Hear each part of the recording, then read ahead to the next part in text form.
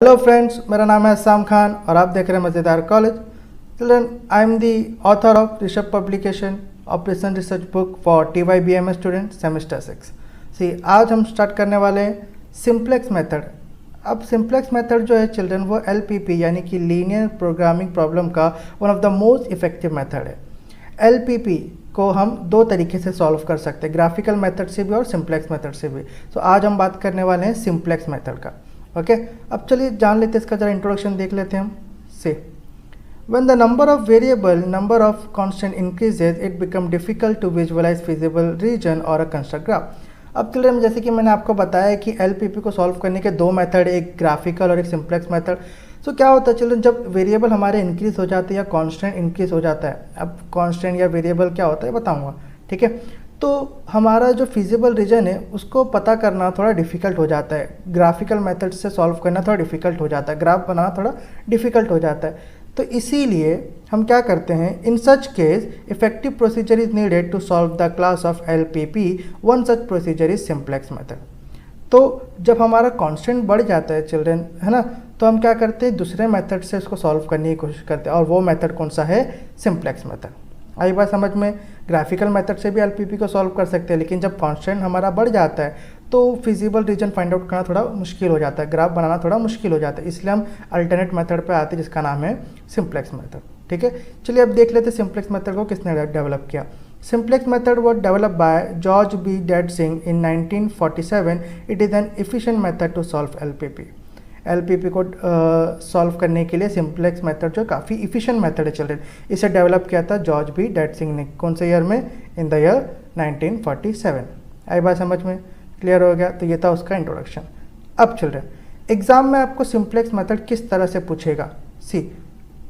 Simplex method दो तरीके से पूछते हैं, दो कांस्टेंट का भी पूछता है एग्जाम में, या फिर तीन कांस्टेंट का ही पूछता है। अब दो कांस्टेंट का क्या होता है सिंप्लेक्स मेथड से, ये जो आप देख रहे हो, maximise z is equal to 50x1 plus 20x2, ठीक है, और यहाँ पे लिखा है सब्जेक्ट टू कांस्टेंट, इसमें दो इक्वेशन आएंगे, ठीक है, और ये जो होगा ना, ये हमेशा सेम होगा। आई बात समझ में। यहाँ पे कितने कांस्टेंट है, दो कांस्टेंट, ठीक है, दो इक्वेशन है। आई बात समझ में। चलिए अब देख लेते हैं इससे बोलते क्या है। जो ये मैक्सिमाइज रहेगा ना, मैक्सिमाइज मिनिमाइज, ठीक है, और जो इक्वेशन बना रहेगा उसके आगे, इसे हम बोलते हैं ऑब्जेक्टिव फंक्शन, ठीक है। अब सब्जेक्ट टू कांस्टेंट, यहाँ पे कितने कांस्टेंट दिख रहे हैं हमें। पहला वाला जो है ये क्या है, कांस्टेंट 1, और ये क्या हो जाएगा फिर, कांस्टेंट 2, और ये ना हर जगह आपका सेम रहेगा, इसे हम बोलते हैं नॉन नेगेटिविटी। आई बात समझ में। सो चिल्ड्रन, ये दो इक्वेशन से हम पता कर सकते हैं कि इसमें कितने कांस्टेंट्स है, दो कांस्टेंट। ये इक्वेशन 1 हो जाएगा कांस्टेंट 1, और ये इक्वेशन हो जाएगा कांस्टेंट 2, ठीक है। और ये जो होगा जहाँ पे मैक्सिमाइज लिखा है, इसको हम बोलते हैं ऑब्जेक्टिव फंक्शन, और ये हमेशा सबके लिए सेम रहेगा, इसको हम बोलते हैं नॉन नेगेटिविटी। आई बात समझ में। तो एग्जाम में ऐसे दो कांस्टेंट का पूछ सकता है, या फिर तीन कांस्टेंट का ही पूछता है। अब तीन कांस्टेंट का किस तरह से होगा, देखो सेम। जो मैक्सिमाइज z वाला होगा इसे ऑब्जेक्टिव फंक्शन कहेंगे, और देखिए यहाँ पे जो हमारा नॉन नेगेटिविटी है, ये इसके ऊपर कितने कांस्टेंट है, तीन। देखिए ये हो जाएगा पहला कांस्टेंट 1, ये हो जाएगा कांस्टेंट 2, और ये हो जाएगा हमारा कांस्टेंट 3। आई बात समझ में। और इसको हम क्या बोलते हैं, नॉन नेगेटिविटी। क्लियर हो गया। तो चिल्ड्रन, इसी तरह से एग्जाम में आपको या तो दो कांस्टेंट का पूछेगा, या तो फिर तीन कांस्टेंट का पूछेगा। द मैक्सिमम चांस इज़ कि वो दो कांस्टेंट का पूछे, ठीक है। सो चिल्ड्रन, चलिए हम सम चालू करते हैं। आज मैं आपको दो सम सिखाने वाला हूँ, ठीक है, सिंप्लेक्स मेथड के। ओके, तो इसीलिए वीडियो में लास्ट तक बने रहना। ओके, तो दो सम हम जो सीखने वाले हैं वो हम सीखने वाले हैं टू कांस्टेंट का, कि मतलब दो कांस्टेंट अगर आएंगे तो किस तरह से सॉल्व करना होगा। फिर नेक्स्ट लेक्चर में, यानी कि पार्ट 2 में, यानी कि लेक्चर 2 में, मैं आपको बताऊंगा कि तीन कांस्टेंट को किस तरह से सॉल्व करते हैं, है ना। उसके लिए मैं आपको उसका एक ही सम बताऊंगा। ओके, सो आज हम देखते हैं कि जब भी दो कांस्टेंट दिया रहेगा तो सिंप्लेक्स मेथड से उसे किस तरह से सॉल्व करते हैं। क्लियर, चलिए देख लेते हैं। आपको क्वेश्चन किस तरह से आएगा, आपको इस तरह से लिख के आएगा, सॉल्व बाय सिंप्लेक्स मेथड, और क्वेश्चन दिया रहेगा, ठीक है। तो चलिए क्वेश्चन देख लेते हैं क्या है, कि maximise that is equal to 50x1 plus 20x2, और subject to constant 20x1 plus 10x2, ठीक है, लेस देन इक्वल टू 500। उसके बाद 50x1 plus 50x2 less than equal to 300, x1 x2 greater than equal to 0, ठीक है। तो ये हमारा क्या है क्वेश्चन। ओके, इस किस कौन से मेथड से सॉल्व करने से, सिंप्लेक्स मेथड से। तो चलिए देखिए इसको किस तरह से सॉल्व करते हैं। से सॉल्यूशन, अब ध्यान रखना चिल्ड्रन, जब भी हम सॉल्यूशन करेंगे तो हमें क्या करना होता है, सबसे पहला जो हमारे पास दो कांस्टेंट है इसके अंदर हमें स्लैक वेरिएबल को ऐड करना होता है। स्लैक वेरिएबल को हम डिनोट करते हैं एस से, ठीक है। तो देखिए ये हमारा इक्वेशन 1 है, यानी कि कांस्टेंट 1 है, तो इसके अंदर एक हम स्लैक वेरिएबल ऐड करेंगे, यहाँ पे लिखेंगे S1, और ये हमारा कांस्टेंट 2 है तो यहाँ पे हम लिखेंगे S2 यानी कि स्लैक वेरिएबल 2। कुछ इस तरह से देखो, सब्जेक्ट टू कांस्टेंट लिखा हमने, फिर इसके बाद हमें ऐड करना है 20x1 plus 10x2 plus S1 is equal to 500। See हमने यहाँ पे क्या करा कि जो हमारा कांस्टेंट 1 था, ठीक है, वहाँ पे हमने क्या करा, S1 को ऐड कर दिया और इसकी जगह पे हमने क्या करा, इक्वल टू की साइन बना दिया, मतलब हमने एक इक्वेशन बना दिया। ठीक उसी तरह यहाँ पे भी हमको क्या करेंगे, यहाँ पे हम S2 ऐड कर देंगे, यानी कि स्लैक वेरिएबल 2 ऐड कर देंगे। देखो कुछ इस तरह से 50x1 plus 50x2 plus S2 is equal to 300, और ये साइन की जगह less than equal to sign की जगह हम क्या करेंगे, सिर्फ इक्वल टू की साइन डालेंगे। आई बात समझ में? तो ये आपका पहला स्टेप है कि आपको क्या करना है, स्लैक वेरिएबल ऐड करना है, ठीक है। अगर 3 इक्वेशन होंगे तो ये S1, S2 और S3 ऐड हो जाएंगे। यहाँ पे 2 कांस्टेंट है इसीलिए यहाँ पे S1 और S2 हमने ऐड कर दिया, ठीक है। और ये साइन हटा के हमको किसकी साइन डालना है, इक्वल टू की साइन, ठीक है। सो ये हमने बना दिया सब्जेक्ट टू कांस्टेंट। अब जो ऑब्जेक्टिव फंक्शन है हमें उसमें भी स्लैक वेरिएबल को ऐड करना होता है। जैसे कि हमने कांस्टेंट में हमने स्लैक वेरिएबल ऐड किया S1 S2, उसी तरह हम ऑब्जेक्टिव फंक्शन में भी स्लैक वेरिएबल ऐड करेंगे। देखो कुछ इस तरह से ऑब्जेक्टिव फंक्शन से 50x1 20x2 plus 0s1 plus 0s2। सी हमारा ये ऑब्जेक्टिव फंक्शन है, राइट। तो हमने क्या करा, ऑब्जेक्टिव फंक्शन लिखा, उसके आगे हमने 2 स्लैक वेरिएबल को ऐड कर दिया S1 और S2। लेकिन कैसे ऐड करा, उसका कोएफिशिएंट हमने क्या ऐड करा, 0, ठीक है। तो आपको हमेशा ऐसा 0 ही लगा के ऑब्जेक्टिव फंक्शन में ऐड करना है। लेकिन जब आप कांस्टेंट में ऐड करोगे तब आपको 0 नहीं लगाना है, लेकिन जब आप ऑब्जेक्टिव फंक्शन में ऐड करोगे S1 S2 तो आपको 0 लगाना है। आई बात समझ में? सबसे पहले आपको कांस्टेंट में S1 S2 लगाना है, फिर ऑब्जेक्टिव फंक्शन में भी आपको क्या करना है, 0s1 प्लस 0s2 यानी कि स्लैक वेरिएबल ऐड करना है S1 S2। क्लियर हो गया? तो ये था आपका पहला स्टेप। यहाँ तक का सबको क्लियर हो गया, ठीक है। अब आपको सिंप्लेक्स मेथड से सॉल्व करना है, तो अब आपको यहाँ पे टेबल बनाना पड़ेगा, ठीक है। तो चलिए सबसे पहले हम टेबल 1 बनाएंगे। तो टेबल 1 कुछ इस तरह से होता है चिल्ड्रन, 2 कांस्टेंट के लिए इस तरह से टेबल बनेगा, ठीक है। देखिए ऊपर आएगा CJ। अब CJ में क्या आता है, जो ऑब्जेक्टिव फंक्शन होता है ना उसका कोएफिशिएंट यानी कि 50 20 0 0 वो CJ में आएगा, ठीक है। इसे हम बोलते हैं कंट्रीब्यूशन वेरिएबल। जो C है, जो X है, इसे हम बोलते हैं बेसिक वेरिएबल, ठीक है। और जो B है इसे हम बोलते हैं सॉल्यूशन वैल्यू। चिल्ड्रन सी कहीं भी यहाँ पे लिखा हुआ नहीं है, ठीक है। मैं आपको बता रहा हूँ तो बेहतर ये होगा कि आप लोग नोट करके रख लीजिए, ठीक है। CJ में क्या आएगा, ऑब्जेक्टिव फंक्शन का कोएफिशिएंट आएगा। C को क्या बोलते हैं, कंट्रीब्यूशन वेरिएबल। X को क्या बोलते हैं, बेसिक वेरिएबल। B को क्या बोलते हैं, सॉल्यूशन वैल्यू, ठीक है।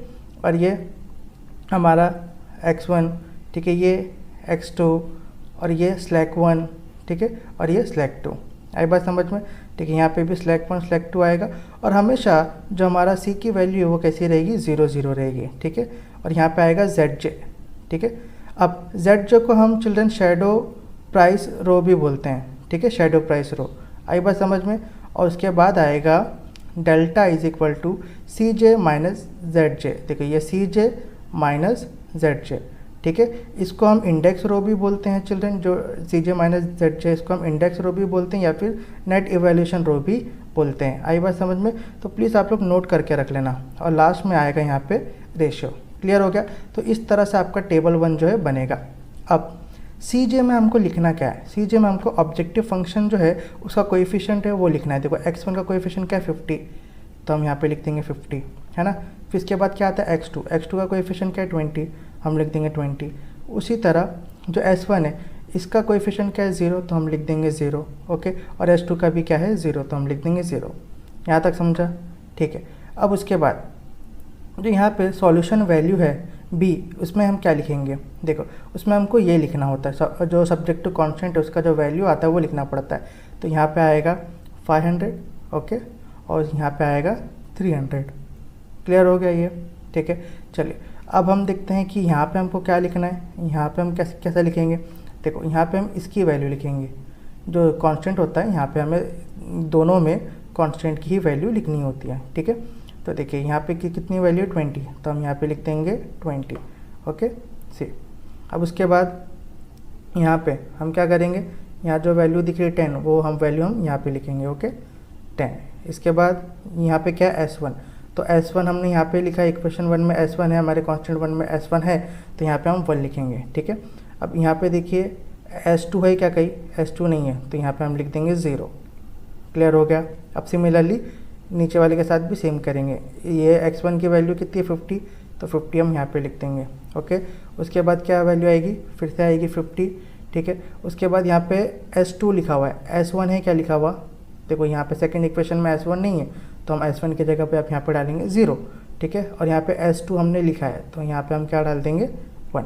आई बात समझ में, मतलब अगर स्लैक वेरिएबल रहेगा तो आपको 1 लिखना है, स्लैक वेरिएबल नहीं रहेगा तो 0 लिखना है। क्लियर हो गया यहाँ तक का। अब अपने को ZJ की वैल्यू किस तरह से मिलेगी, देखो चिल्ड्रन मैं आपको छोटा सा हिंट देता हूँ। जब भी आप सिंप्लेक्स टेबल में, सिंप्लेक्स मेथड में जब भी आप टेबल 1 बनाओ तो हमेशा ना ZJ की वैल्यू, हमेशा सिर्फ टेबल 1 की बात करो, टेबल 1 में हमेशा ZJ की वैल्यू रहेगी 0, सारी वैल्यू आपकी 0 रहेगी, ठीक है। अब ये लेकिन वैल्यू आती कहाँ से, फिर भी बता देता हूँ आपको। देखो आपको क्या करना होता है कि जो C है इसको मल्टीप्लाई करना होता है x1 से, तो ये 0 और ये 20, 0 मल्टीप्लाई बाय 20 हो गया 0, फिर इसको प्लस करो 0 मल्टीप्लाई बाय 50, तो 0 मल्टीप्लाई बाय 50 ये भी 0 हो गया, तो 0 प्लस 0 0 हो जाता, तो हमने 0 लिख दिया। आई बात समझ में। उसी तरह ये 0 को मल्टीप्लाई करो 10 से, तो आंसर आएगा 0, उसको प्लस करो 0 मल्टीप्लाई बाय 50, इसका आंसर भी 0 आएगा, तो 0 प्लस 0 हो गया 0। इसी तरह से चिल्ड्रन जो पहले टेबल की जो ZJ की वैल्यू होगी वो सबकी कैसी आएगी, 0 ही आएगी। आई बात समझ में, क्लियर हो गया। अब अपने को क्या बोल रहा है, CJ माइनस ZJ, मतलब CJ को ZJ से माइनस कर दो, यानी कि 50 माइनस 0 तो क्या आएगा 50। उसी तरह 20 माइनस 0 तो क्या हो जाएगा 20। उसके बाद 0 माइनस 0 तो क्या आएगा 0, और उसके बाद 0 माइनस 0 क्या हो गया 0। क्लियर हो गया। तो इस तरह से वैल्यू को दिया जाता है। आई बात समझ में, कुछ भी डिफ़िकल्ट नहीं है चिल्ड्रन, डिफ़िकल्ट लगता है बट ये बिल्कुल भी डिफ़िकल्ट नहीं है, ओके। तो ये हमारा पहला सम है, जब मैं सेकंड सम कराऊंगा तो आपको थोड़ा और क्लियर हो जाएगा। आई बात समझ में। अब चिल्ड्रन याद रखना कि जो हमारा डेल्टा है CJ माइनस ZJ, ओके, ये चेक करो कि ये ऑप्टिमल सॉल्यूशन है क्या नहीं।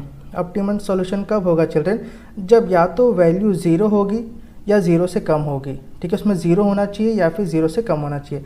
तो देखो यहाँ पे 0 0 तो है 2 में, लेकिन देखो ये जो वैल्यू है ना 50 और 20 ये पॉजिटिव है, मतलब ये ऑप्टिमम सॉल्यूशन नहीं है।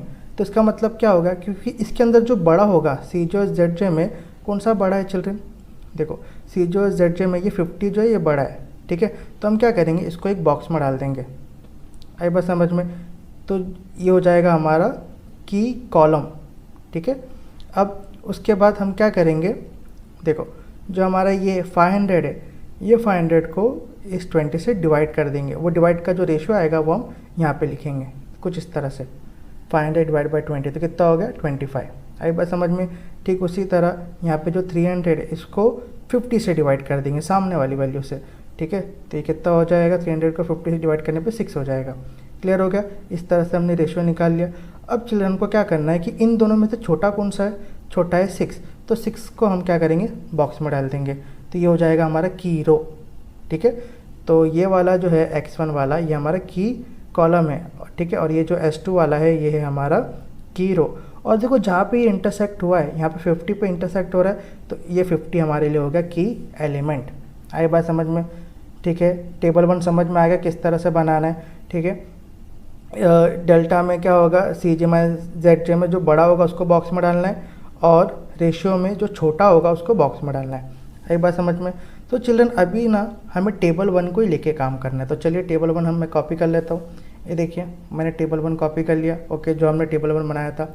अब जब हमने टेबल 1 बना लिया और सबको बॉक्स में डाल दिया, की रो की कॉलम को, और हमें की एलिमेंट मिल गया, सी ये जो 50 हमारा क्या है की एलिमेंट। जब भी आपको अपने जब रो में डाल दिया, कॉलम आपने बना लिया, की एलिमेंट मिल गया, तो उसके बाद क्या करना है, उसके बाद आपको बनाना है टेबल 2, ठीक है। टेबल 2 किस तरह से बनेगा, सेम टेबल 2 बनेगा। देखिए ऊपर जो आएगा CJ, तो CJ की जो वैल्यू थी 50 20 0 0 वो यहाँ पे भी सेम रहेगी 50 20 0 0। क्लियर हो गया। और ये जो था CXB X1 X2 S1 S2 ये भी सेम रहेगा, CXB X1 X to S1 S2। आई बात समझ में, रेशियो ये भी सेम रहेगा। और इसमें जो ये पहला वाला है 0 और S1 सिर्फ यहाँ तक का चिल्ड्रन, पूरा नहीं, सिर्फ यहाँ तक का, ये भी सेम रहेगा, ठीक है। बाकी ZJ और CJ माइनस ZJ ये यहाँ तक का आपको सेम ही रखना है, ठीक है। हमेशा हमेशा जब भी आप टेबल 2 बनाओगे तो इतना आपको सेम रखना है हमेशा।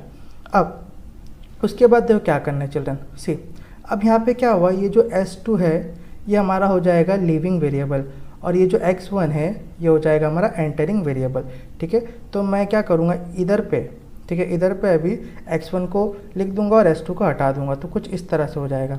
x1 आ गया, देखो यहाँ पे क्लियर हो गया किस तरह से कर रहा हूँ मैं, ओके। लेकिन चिल्ड्रन अब x1 तो यहाँ पे आ गया, लेकिन x1 की वैल्यू कितनी थी 50, तो मुझे इसकी वैल्यू 50 भी यहाँ पे लिखनी पड़ेगी। क्लियर हो गया कैसा कर रहा हूँ मैं, ओके। अब आपको देखिए कैसा करना है आपको, सी अब देखिए यहाँ पे जो हमारा b है, b में हमारा वैल्यू आ गया 6, यहाँ पे आपको सबसे पहले 6 लिखना है। क्यों 6 लिखेंगे, देखो ये जो 300 है इसको हमेशा हमको की एलिमेंट से डिवाइड करना होता है, तो 300 को की एलिमेंट से डिवाइड करें कितना हो गया 6। उसी तरह अब ये वाली वैल्यू फाइंड करनी है हमें, ये वाली वैल्यू, तो ये किसकी जगह पे 50, तो 50 को 50 से ही डिवाइड करना पड़ेगा, हमेशा हमको की एलिमेंट से ही डिवाइड करना पड़ता है। तो हमारे लिए की एलिमेंट क्या है 50, तो 50 को 50 से जब हमने डिवाइड कर दिया तो हमें आंसर क्या मिला, हमें मिला 1। आई बात समझ में। फिर ये 50 को भी ये 50 से डिवाइड कर दो तो आंसर क्या आ जाएगा, आंसर आ जाएगा 1, है ना। फिर इसके बाद ये जो 0 है, ये 0 को भी 50 से डिवाइड कर दो, तो 0 को 50 से डिवाइड करने पे क्या आएगा 0, है ना। फिर ये 1 है, ये 1 को भी क्या करो 50 से डिवाइड कर दो, तो क्या आ जाएगा 1/50, है ना, 1/50। ऐसा भी आप लिख सकते हो, या फिर आप पॉइंट में भी लिख सकते हो 0.02, है ना। बुक में आपको अपॉन में लिख के दिया, बट मैंने आपको यहाँ पे पॉइंट में भी करके दिया है। आप ऐसा पॉइंट में रख के करोगे तो भी चलेगा, कोई इशू नहीं है। तो ये समझ में आ गई, ये आपको नई वैल्यू कैसे आई, ठीक है। जो यहाँ पे बॉक्स में आपने जो डाला था, ठीक है, जो रो को आपने बॉक्स में डाला था उसको ही की एलिमेंट से डिवाइड करना है। तो 300 को 50 से डिवाइड किया 60, 50 को 50 से डिवाइड किया तो 1, 50 को 50 से डिवाइड किया तो 1, 0 को 50 से डिवाइड किया 0, 1 को 50 से डिवाइड किया तो 1/50 या फिर 0.02। क्लियर हो गया। चलिए अब हमें जो ये बाकी जो वैल्यू है ये ऊपर वाली, ठीक है, इसे हम कैलकुलेट करना, तो इससे किस तरह से कैलकुलेट करेंगे, देखो सी अब हमें जो S1 की जो वैल्यू है, यहाँ पे S1 की जो पूरी वैल्यू है ये इतनी हमें कैलकुलेट करना है। तो कैसे करेंगे, देखो सबसे पहले हमको क्या करना है, जो ओल्ड वैल्यू है, ठीक है, मुझे ये वाली वैल्यू फाइंड करना है ना, तो इसके जगह पे ये वाली ओल्ड वैल्यू, तो सबसे पहले मैं क्या करूँगा, वो ओल्ड वैल्यू लिखूँगा, उसको माइनस करूँगा। किससे माइनस करूँगा, ओल्ड वैल्यू के सामने क्या है करस्पॉन्डेंस वैल्यू, तो करस्पॉन्डेंस वैल्यू को 6 से मल्टीप्लाई कर दूँगा। देखो 20 × 6, तो हमको फिर एक वैल्यू आ जाएगा, क्या आएगा 500 - 120 कितना होगा 380। तो यहाँ पे हमारी जो न्यू वैल्यू आएगी वो आएगी 380। आई बात समझ में। ये जो बी पे हमारी न्यू वैल्यू आएगी वो कितनी आएगी 380। अब सेम मुझे ये वाली वैल्यू फाइंड करना है, तो मेरी ओल्ड वैल्यू क्या है 20, तो मैं यहाँ पे लिख दूंगा 20 से 20 लिख दिया। अब 20 को किससे माइनस करना पड़ेगा, सेम जैसा 500 के लिए 20 करस्पॉन्डेंस वैल्यू थी और 10 के लिए 20 करस्पॉन्डेंस वैल्यू है, 1 के लिए 20 है, 0 के लिए भी 20 है, तो 20 के लिए भी करस्पॉन्डेंस वैल्यू क्या रहेगी 20 ही रहेगी। तो उसको मैं माइनस करना पड़ेगा मुझे करस्पॉन्डेंस वैल्यू मल्टीप्लाई बाय 1 से, ठीक है। फिर 20 × 1, तो ये कितना हो जाएगा, ये हो जाएगा 20 - 20 = 0। तो यहाँ पे हमारी वैल्यू कितनी आ जाएगी, फिर 0 आ जाएगी। आई बात समझ में। अब ये 10 को मुझे देखो ये वाली वैल्यू फाइंड करना है, तो इसके जगह पे ओल्ड वैल्यू क्या है मेरी 10, तो मैं यहाँ पे लिख दूंगा 10, उसको मैं माइनस कर दूंगा। किससे माइनस कर दूंगा, corresponding value multiply by new value 1 से। सो करस्पॉन्डिंग वैल्यू क्या है 20, न्यू वैल्यू क्या है 1, तो जब मैं सॉल्व करूँगा तो मुझे आ जाएगा 10 - 20 = -10, तो यहाँ पे मैं लिखूँगा -10। आधी बात समझ में किस तरह से कर रहा हूँ, ठीक है। अगर आपको कुछ भी डाउट आएगा चिल्ड्रन तो आप मुझे इंस्टाग्राम पे ही फॉलो कर सकते हो या फिर कमेंट सेक्शन में भी आप पूछ सकते हो, ठीक है। चलिए अब उसके बाद देखिए, अब मुझे ये वाली वैल्यू फाइंड करना है, तो ओल्ड वैल्यू क्या होगी मेरे लिए 1, तो 1 माइनस करूँगा। किससे माइनस करूँगा 20 × 0। देखो 1 माइनस कर दूंगा मैं किससे 20 × 0, तो क्या आ गया 1 - 0 = 1, तो यहाँ पे वैल्यू आएगी 1। आई बात समझ में, क्लियर हो गया। अब मुझे ये वाली वैल्यू फाइंड करना है, तो ओल्ड वैल्यू क्या है मेरे लिए 0, तो मैं यहाँ पे लिख दूंगा 0, उसको माइनस कर दूंगा। किससे माइनस करूँगा, सेम 20 × 0.02। देखो 20 × 0.02, तो कितना हो जाएगा 0 - 0.4, तो आंसर आएगा -0.4, तो मैं यहाँ पे लिख दूंगा -0.4। क्लियर होगा चिल्ड्रन। मतलब इसका एक फार्मूला है, ये फार्मूला क्या है, कि आपको पहले ओल्ड वैल्यू लिखनी है, ओल्ड वैल्यू लिखा, उसको माइनस करना है। किससे माइनस करना है? Correspondence value multiply by new value, ठीक है। तो correspondence value multiply by new value. अब जैसे कि समझो ये वाला, तो ये वाली देखो, ये वाला समझो मेरे को वैल्यू फाइंड करना है, तो कैसा होगा? ओल्ड वैल्यू है मेरी 10, ठीक है, उसको माइनस कर दिया। किससे माइनस करा? Correspondence value multiply by new value, ठीक है। तो अपने को आंसर आ जाएगा -10। क्लियर हो गया? ठीक है, चलिए, तो हमने इतना फाइंड कर लिया। अब देख ZJ फाइंड करते हैं। ZJ मैंने बताया कैसा फाइंड करने का, 0 मल्टीप्लाई बाई 0, तो कितना होगा 0, उसको प्लस करो, 50 मल्टीप्लाई बाई 1, 50, तो आंसर हमारा कितना आ जाएगा 50, ठीक है। चलिए देख लेते हैं एक बार। सी, ये देखिए ZJ किस तरह से फाइंड होगा। सी, 0 मल्टीप्लाई बाई 0 है ना, ये 0 को ये 0 से मल्टीप्लाई करे, ठीक है, उसको फिर प्लस करना पड़ेगा। किससे? 50 मल्टीप्लाई बाई 1 से। देखो 50 मल्टीप्लाई 1 से, तो हमारा आंसर कितना आ जाएगा 50। तो यहाँ पे ZJ की वैल्यू कितनी आ गई 50। उसी तरह से हमको सबकी वैल्यू फाइंड करना है, ठीक है। नेक्स्ट अब कैसा करेंगे? 0 मल्टीप्लाई बाई -10, देखो ये 0 को मल्टीप्लाई करेंगे -10 से, फिर इसको प्लस कर देंगे 50 को मल्टीप्लाई करके 1 से के साथ, 50 मल्टीप्लाई बाई 1, तो आंसर कितना आ जाएगा 50। तो हम यहाँ पे लिख देंगे 50। क्लियर हो गया? ठीक है। अब उसके बाद कैसे फाइंड करेंगे? देखो 0 मल्टीप्लाई बाई 1, ये वाला 0, इसको 1 से मल्टीप्लाई करेंगे, लिखेंगे, और यहाँ पे लिख देंगे प्लस, तो 50 मल्टीप्लाई बाई 0, ठीक है। अब यहाँ पे लिख देंगे 50 मल्टीप्लाई बाई 0। जब हम इसको सॉल्व करेंगे तो आंसर आएगा 0, तो हम यहाँ पे क्या लिख देंगे 0। क्लियर हो गया? उसी तरह हम लास्ट में 0 मल्टीप्लाई बाई -0.4 से अगर मल्टीप्लाई करेंगे, ठीक है, ये देखिए यहाँ पे, और 0 को मल्टीप्लाई करेंगे -0.4 से, ठीक है, फिर इसको प्लस करेंगे और लिखेंगे 50 मल्टीप्लाई बाई 0.02, ये देखिए 50 मल्टीप्लाई बाई 0.02, तो आंसर हमारा क्या आ जाएगा 1, ठीक है। तो हम यहाँ पे क्या लिखेंगे? यहाँ पे 1। आई बात समझ में? सिर्फ याद रखना चिल्ड्रन, जो टेबल 1 है उसका ही ZJ पहले टेबल में हमेशा कैसा होगा? 0 होगा, लेकिन टेबल 2 में ऐसा नहीं होगा। आपको ये वाले फार्मूले से सॉल्व करना है, ठीक है। अब क्या बोल रहा है? CJ माइनस ZJ, मतलब CJ को ZJ से माइनस करो, तो 50 माइनस 50 कितना हो गया? 0। वहीं 20 माइनस 50 कितना हो गया? -30। 0 माइनस 0 0, उसके बाद 0 माइनस 1 -1। सो अब हमने क्या देखा चिल्ड्रन कि जो हमारा डेल्टा है वो 0 भी है और नेगेटिव में भी है, मतलब कोई भी नंबर यहाँ पे पॉजिटिव है क्या? नहीं। तो जब भी कोई भी नंबर पॉजिटिव नहीं रहेगा तो समझ जाना कि हमारा सम यहाँ पे सॉल्व हो गया। लेकिन देखो टेबल 1 में देखो नंबर पॉजिटिव था, तो जो ग्रेटर नंबर रहेगा उसको बॉक्स में डालना है, लेकिन यहाँ पे ऐसा नहीं है, तो मतलब हमने हमारा यहाँ पे सम सॉल्व कर लिया है। तो क्या लिखेंगे? देखो, सिंस नो पॉजिटिव डेल्टा, ठीक है, हमारा डेल्टा कोई भी पॉजिटिव नहीं है, देयरफॉर ऑप्टिमल सॉल्यूशन, तो हम जो है हमारा ऑप्टिमल सॉल्यूशन पे पहुंच गए। तो जब भी हम ऑप्टिमल सॉल्यूशन पे पहुंच जाएंगे चिल्ड्रन, तो हमें x1 और x2 की वैल्यू निकालनी होती है। तो देखो यहाँ पे हमें x1 और x2 की वैल्यू मिल चुकी है। देखो क्या, x1 = 6 और x2 = 0। अब पूछेगा सर ये x1 और x2 की वैल्यू कहाँ से आई? ये देखो यहाँ पे क्या लिखा है, ये वाला वैल्यू देखना है। x1 इसकी वैल्यू कितनी है? 6, लेकिन यहाँ पे x2 है क्या? x2 नहीं है, तो इसीलिए हमने x1 की वैल्यू 6 लिखा और x2 की जगह पे क्या लिखा? 0। आई बात समझ में? क्लियर हो गया? अब चिल्ड्रन जो हमने x1 और x2 की वैल्यू निकाली है, इसको हमें क्या करना है? ऑब्जेक्टिव फंक्शन में डालना है। से ये हमारा ऑब्जेक्टिव फंक्शन है, 50x1 + 20x2 है ना। तो हम क्या करेंगे, यही x1 और x2 की जो वैल्यू आई है हमको, ये हम क्या करेंगे, इसमें सब्स्टिट्यूट कर देंगे। देखो इस तरह से 50 × 6 + 20 × 0 है ना। ये देखो यहाँ पे x1 है, ओके, तो x1 की जगह मैं क्या लिखूँगा? 6, तो लिख दिया 6। यहाँ पे x2 है, x2 की जगह पे क्या लिखूँगा? 0, तो मैं लिख दिया 0। तो जब मैं इसको सॉल्व करूँगा तो मुझे आएगा 300। इसका मतलब क्या कि हमारा जो ऑप्टिमल सॉल्यूशन है उसका आंसर कितना है? 300। आई बात समझ में चिल्ड्रन? ओके, तो इस तरह से हम इसे सिंप्लेक्स मेथड को सॉल्व करते हैं। क्लियर हो गया? और हाँ चिल्ड्रन, याद रखिए कि जब भी हम यहाँ पे हम फाइनल ऑप्टिमल सॉल्यूशन में पहुँच जाएंगे तो हम रेशियो कैलकुलेट नहीं करेंगे, तो हम उसे क्रॉस कर देंगे। आप नहीं भी करोगे चलेगा, बट फिर भी एडवाइजेबल ये है कि आपको क्रॉस कर देना है।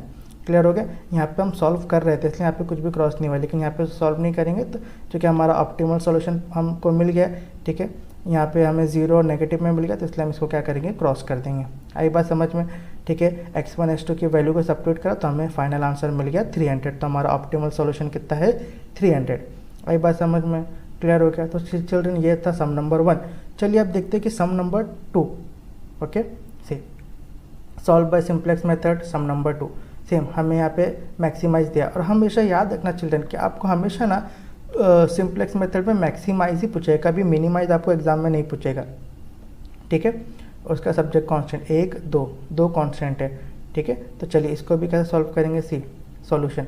सबसे पहले हम क्या करेंगे, सब्जेक्ट टू कांस्टेंट लिखेंगे, इसके अंदर S1 और इसके अंदर S2 को ऐड कर देंगे, सिलेक्ट वेरिएबल को ऐड कर देंगे। तो चलिए मैं ऐड कर देता हूँ, सब्जेक्ट टू कांस्टेंट से 2x1 + 5x2 + S1 = 20। मैंने क्या करा, यहाँ पे S1 को ऐड कर दिया, ठीक है, और इसको इक्वेशन बना दिया। ओके, सिमिलरली यहाँ पे भी मैं S2 को ऐड कर दूंगा। देखो कुछ इस तरह से लिखा जाएगा, x1 + 2x2 + S2 = 4, है ना, इस तरह से लिखा जाएगा। जब मैंने कांस्टेंट कर दिया तो अब मुझे ऑब्जेक्टिव फंक्शन में भी क्या करना पड़ेगा, ये S1 और S2 को ऐड करना पड़ेगा। बट कैसे ऐड करूँगा मैं, 0 लगा के। देखो ऑब्जेक्टिव फंक्शन से 3x1 + 7x2 + 0s1 + 0s2, है ना, यहाँ तक का देखा हमने। फिर जब हम subject to constant objective function कर लेते तो हम क्या करते हैं, टेबल 1 बनाते। तो टेबल 1 कुछ इस तरह से बनता है, क्लियर हो गया। तो अब हम क्या करेंगे, सबसे पहला CJ की वैल्यू लिखेंगे। CJ की वैल्यू कहाँ से लिखते हैं, ऑब्जेक्टिव फंक्शन से। तो देखो सबसे पहले हम x1 की जगह पे लिखेंगे 3, फिर x2 की जगह पे लिखेंगे 7, S1 की जगह पे लिखेंगे, कोएफिशिएंट को लिखना होता है 0, और S2 की जगह पे लिखेंगे 0, ठीक है। तो यहाँ पे क्या आएगा 3, उसके बाद क्या आएगा 7, उसके बाद क्या आएगा 0, उसके बाद आएगा 0, क्लियर हो गया। और यहाँ पे बी में हम क्या करते हैं, ये वाली वैल्यू लिखते हैं 20 और 4। तो देखिए 20 और 4, क्लियर हो गया, ठीक है। अब यहाँ पे सबसे पहले रो में क्या करेंगे, पहले कांस्टेंट का कोएफिशिएंट लिखेंगे। सबसे पहले आएगा 2, फिर आएगा 5, फिर यहाँ पे देखिए S1 है तो S1 की जगह पे 1 आएगा। तो कुछ इस तरह से 2 5। अब यहाँ पे S1 लिखा है ना अपने को, है ना, तो S1 लिखा है तो S1 की जगह पे हम क्या डाल देंगे 1। S2 लिखा है क्या हमें, नहीं S2 नहीं लिखा है, तो S2 की जगह पे क्या आएगा 0, क्लियर हो गया। उसी तरह नीचे वाले इक्वेशन के साथ भी ऐसे करेंगे। यहाँ पे कुछ वैल्यू नहीं है चिल्ड्रन, तो वैल्यू नहीं है मतलब कौन की क्या होगी, 1 होगी, तो हम यहाँ पे लिख देंगे 1, क्लियर हो गया। उसके बाद क्या लिखेंगे हम 2, तो हो गया 2। अब यहाँ पे S1 है क्या, नहीं है, तो यहाँ पे हम क्या लिखेंगे 0। फिर इसके बाद S2 है तो S2 की जगह पे क्या लिख देंगे 1, ठीक है। और मैंने आपको हिंट दिया था कि कभी भी टेबल 1 आएगा तो उसमें ZJ की वैल्यू कैसे आएगी 0, क्यों, बिकॉज देखो यहाँ पे हमेशा 0 ही रहेगा। तो मैं लिख देता हूँ 0 0 0 0, क्लियर हो गया, समझा। चलो अब CJ - ZJ, तो CJ कितना है 3 माइनस करना है ZJ कितना है 0, तो आंसर आएगा 3, सेम ही आंसर आएगा। 7 - 0 7, 0 - 0 0, ठीक है, 0 - 0 0, है ना। तो देखिए हमारा जो डेल्टा आया है वो नेगेटिव और 0 आया क्या, नहीं 0 तो आया लेकिन नेगेटिव नहीं आया, पॉजिटिव आया। तो हम क्या करते हैं, जो बड़ा नंबर है उसको बॉक्स में डाल देते हैं, ठीक है। तो ये सबको हम जो कॉलम है इसको बॉक्स में डाल देंगे। देखो कुछ इस तरह से आई बात समझ में। अब हम क्या करेंगे, ये जो 20 है इसको 5 से डिवाइड कर देंगे, तो कितना हो जाएगा रेशियो हमारा 20/5, तो हो जाएगा रेशियो 4। उसके बाद जो ये 4 है इसको 2 से डिवाइड कर देंगे। याद रखना चिल्ड्रन, जो B वाली वैल्यू रहेगी उसको जो हमने कॉलम में डाला है की कॉलम, उससे डिवाइड करना है करस्पॉन्डिंग साइड से, करस्पॉन्डिंग वैल्यू से। तो 20/5 हो गया 4, और 4/2 हो गया 2। आई बात समझ में, ठीक है। इसके बाद हम क्या करते हैं कि इसमें से जो छोटा नंबर है, ठीक है, वाली रो को हम क्या करते हैं बॉक्स में डाल देते हैं। तो छोटा कौन सा है 2, तो 2 को हम क्या करेंगे बॉक्स में डाल देंगे। आई बात समझ में, इतना हो गया। फिर यही सेम टेबल को लेके हमें आगे काम करना है। तो देखिए ये मैंने टेबल ले लिया जो अभी हमने बनाया था। तो चिल्ड्रन जब भी आप इसको रो में डाल दोगे, ठीक है, ये हमारी होती है की रो और ये होता है की कॉलम, और हमें क्या मिल गया, एक 2 क्या मिल गया हमें, की एलिमेंट, है ना। तो जब भी हमें की एलिमेंट मिल जाता है हम क्या करते हैं, टेबल 2 बनाते हैं। तो टेबल 2 में सो चिल्ड्रन देखिए कि जो CJ है वो सेम रहेगा 3 7 0 0, है ना। फिर यहाँ पे C X B सब भी सेम रहेगा, 0 S1 ये भी सेम रहेगा, ओके। उसके बाद हमारा जो S2 है वो लिविंग वेरिएबल हो जाएगा, और यहाँ पे X2 जो है वो एंटरिंग वेरिएबल हो जाएगा। तो यहाँ पे हम लिख देंगे X2। अब X2 हमने लिखा तो उसके साथ जो वैल्यू है 7 वो भी यहाँ पे आ जाएगी, तो मैं वो वैल्यू लिख दूंगा, ओके। अब इसके बाद जो हमारा ये रो है, ये रो को हमको क्या करना है, की एलिमेंट से डिवाइड करना है, मतलब 4/2, तो कितना आ जाएगा 2। उसके बाद 1/2, तो 1/2 1/2 भी होता है या फिर 0.5 भी होता है। फिर इसके बाद 2/2, तो हम यहाँ पे लिख देंगे 1, ओके। उसके बाद 0/2, तो 0/2 हो जाएगा 0। उसके बाद 1/2, तो 1/2 हो जाएगा 1/2 या फिर 0.5। आई बात समझ में। उसके बाद हमें ये न्यू वैल्यू फाइंड करनी है, ठीक है। ये न्यू वैल्यू किस तरह से फाइंड होगी, सी S1 देखिए B = 20 - यानी कि क्या कि देखो ये है, इसकी जो ओल्ड वैल्यू क्या है 20, तो 20 को मुझे माइनस करना पड़ेगा। किससे माइनस करना पड़ेगा? Corresponding value multiply by new value, मतलब 5 मल्टीप्लाई बाय 2 से। देखो 5 मल्टीप्लाई बाय 2 से, तो आंसर कितना आ जाएगा? Answer 20 minus 10 is equal to 10 हो जाएगा। क्लियर हो गया? तो यहाँ पे हम लिख देंगे हमारी वैल्यू, नई वैल्यू लिख देंगे 10। क्लियर हो गया? ठीक है। अब हमें ये वाली वैल्यू फाइंड करना है, तो ओल्ड वैल्यू कितनी है 2, तो हम यहाँ पे लिख देंगे 2 से 2 लिख दिया, उसको माइनस करेंगे। किससे माइनस करेंगे? Corresponding value multiply by new value, मतलब 5 मल्टीप्लाई बाय 0.5, तो आंसर हमारा क्या आ जाएगा? 2 माइनस 2.5, आंसर आएगा 0.5। तो हम यहाँ पे लिख देंगे 0.5, ठीक है, माइनस 0.5। ओके, उसी तरह 5 हमारी ओल्ड वैल्यू है, फिर करस्पॉन्डिंग वैल्यू भी हमारी यही है, तो 5 minus 5 multiply by 0 multiply by 1, तो इस तरह से लिखेंगे। देखिए 5 माइनस 5 मल्टीप्लाई बाय 1, तो आंसर हमारा कितना आ जाएगा? 5 माइनस 5 इक्वल टू 0, तो हम यहाँ पे लिख देंगे हम 0। क्लियर हो गया चिल्ड्रन? समझ में आ रहा है कि किस तरह से सॉल्व कर रहा हूँ मैं? ठीक है। अब ये वाली वैल्यू फाइंड करनी है, तो उसका ओल्ड वैल्यू कितनी 1, तो 1 को माइनस करना पड़ेगा। किससे? 5 मल्टीप्लाई बाय 0 से। तो देखिए हो जाएगा 1 माइनस 5 मल्टीप्लाई बाय 0, तो हमारा आंसर आ जाएगा 1 माइनस 0 इक्वल टू 1, तो हम यहाँ पे लिख देंगे 1। क्लियर हो गया? उसी तरह हमें ये वाली वैल्यू फाइंड करनी है, ओल्ड वैल्यू क्या है 0, तो 0 को माइनस करना पड़ेगा मुझे। 0 को माइनस करना पड़ेगा। किससे माइनस करूँगा? Corresponding value multiply by new value, ठीक है। तो 5 मल्टीप्लाई बाय 0.5, तो हमारा आंसर आ जाएगा 0 माइनस 2.5, तो आंसर आ जाएगा माइनस 2.5, वो मैं यहाँ पे लिख दूँगा। क्लियर हो गया? तो चलिए अब ZJ फाइंड करना है। ZJ कैसे फाइंड करेंगे? C मल्टीप्लाई बाय C का जो वैल्यू है 0 को मल्टीप्लाई करेंगे माइनस 0.5 से, कुछ इस तरह से। देखिए 0 मल्टीप्लाई माइनस 0.5, उसको प्लस कर देंगे। प्लस करने के बाद 7 को 0.5 से मल्टीप्लाई कर देंगे। 7 को 0.5 से मल्टीप्लाई कर देंगे, तो आंसर कितना आ जाएगा? आंसर आ जाएगा 3.5, तो हम यहाँ पे लिख देंगे 3.5। क्लियर हो गया? फिर उसी तरह 0 से 0 को मल्टीप्लाई करेंगे, 0 से 0 को मल्टीप्लाई करें, उसको प्लस कर देंगे। 7 को 1 से मल्टीप्लाई करके, 7 को 1 से मल्टीप्लाई करके, तो आंसर हमारा क्या आ जाएगा? 7, तो हम यहाँ पे लिख देंगे 7। ठीक है, क्लियर हो गया? अब उसके बाद 0 को 1 से मल्टीप्लाई करेंगे। ठीक है, देखो 0 को 1 से मल्टीप्लाई करेंगे, उसको प्लस करेंगे 7 को 0 से मल्टीप्लाई करके। ठीक है, 7 को 0 से मल्टीप्लाई करके, तो आंसर हमारा क्या आ जाएगा? 0, तो हम यहाँ पे लिख देंगे 0। क्लियर हो रहा है आपको? उसके बाद हम 0 को मल्टीप्लाई कर देंगे माइनस 2.5 से। 0 को मल्टीप्लाई कर देंगे माइनस 2.5 से, उसको प्लस करेंगे, फिर हम 7 को 0.5 से मल्टीप्लाई कर देंगे, वो यहाँ पे लिखेंगे। देखिए 7 को 0.5 से मल्टीप्लाई करेंगे, आंसर आएगा 3.5, तो हम लिख देंगे 3.5। क्लियर हो गया चिल्ड्रन? ओके, अब उसके बाद CJ माइनस ZJ, CJ को ZJ से माइनस करेंगे, तो आंसर आ जाएगा हमारा माइनस 0.5। फिर 7 माइनस 7 करेंगे, तो आंसर आएगा 0। फिर 0 माइनस 0 करेंगे, तो आंसर आएगा 0, और 0 माइनस 3.5 करेंगे, तो आंसर आएगा माइनस 3.5। क्लियर हो गया? अब चिल्ड्रन देखिए हमारा जो आंसर आया वो 0 में आया, नेगेटिव में आया, 0 भी और नेगेटिव भी, मतलब यहाँ पे कोई भी पॉजिटिव वैल्यू जो है नहीं है। तो पॉजिटिव वैल्यू नहीं है मतलब रेशियो जो है कैलकुलेट नहीं हो सकता। ठीक है, तो मैं रेशियो को अभी कैलकुलेट नहीं करूँगा। क्यों? बिकॉज हमारा आंसर कैसा मिल गया? हमें ऑप्टिमल सॉल्यूशन मिल चुका है। ठीक है, अगर पॉजिटिव होगा ना नंबर, तो हमें क्या करेंगे, जो बिगर नंबर उसको बॉक्स में डाल देंगे। लेकिन यहाँ पे एक भी नंबर पॉजिटिव नहीं है और 0 है, तो या तो 0 होना चाहिए तो नेगेटिव होना चाहिए, तभी वो ऑप्टिमल सॉल्यूशन होगा। ठीक है, तो चलिए देख लेते हैं। सिंस नो पॉजिटिव डेल्टा, ठीक है, हमें जो डेल्टा है वो कोई भी पॉजिटिव नहीं मिला है, देयरफॉर ऑप्टिमल सॉल्यूशन, तो हम बोल सकते हैं कि हमारा सम जो है वो ऑप्टिमल सॉल्यूशन है। तो अभी इसमें x1 x2 की वैल्यू मिलेगी। सी यहाँ पे x2 की वैल्यू कितनी हो गई? 2, लेकिन x1 नहीं है, तो x1 की वैल्यू पे क्या लिखेंगे हम? 0। देखो x1 इक्वल टू 0 और x2 इक्वल टू 2। आई बात समझ में? x2 की वैल्यू 2, लेकिन x1 नहीं है, तो हम लिखेंगे 0। चलिए अब x1 x2 की वैल्यू को हम क्या करेंगे, हम इसे ऑब्जेक्टिव फंक्शन में सब्स्टिट्यूट कर देंगे। तो देखिए ये हमारा ऑब्जेक्टिव फंक्शन है ना, तो हम क्या करेंगे, x1 की जगह 0 डालेंगे, x2 की जगह 2 डालेंगे। सी x1 की जगह 0, x2 की जगह 2, तो आंसर आएगा हमारा 14। ये देखिए यहाँ पे क्या लिखा था, x1 की वैल्यू कितनी क्या है? 0। ठीक है, और यहाँ पे x2 की वैल्यू कितनी है? 2, तो हमने जब इसको सब्स्टिट्यूट कर दिया और सॉल्व किया, तो आंसर आ गया 14। मतलब हमारा ऑप्टिमल सॉल्यूशन कितना हो गया? 14। आई बात समझ में? सो आई होप चिल्ड्रन आपको आज का लेक्चर समझ में आ गया होगा। अगर आपको कोई भी डाउट है तो आप मुझे कमेंट सेक्शन में पूछ सकते हैं, या फिर इंस्टाग्राम पे मुझे फॉलो कर सकते हैं। इंस्टाग्राम का हैंडल नीचे लिंक दे दूंगा मैं डिस्क्रिप्शन में। ओके, सो अगर आपको ये वीडियो हेल्पफुल लगता है तो आप इस वीडियो को अपने फ्रेंड्स के साथ लाइक शेयर सब्सक्राइब करिए। मैं मिलूंगा आपसे अगले लेक्चर में, जब मैं आपको सिखाऊंगा सिंप्लेक्स मेथड को किस तरह सॉल्व कर सकते हैं 3 कॉन्स्टेंट से। ओके, तब तक अपना ख्याल रखिए। Good bye.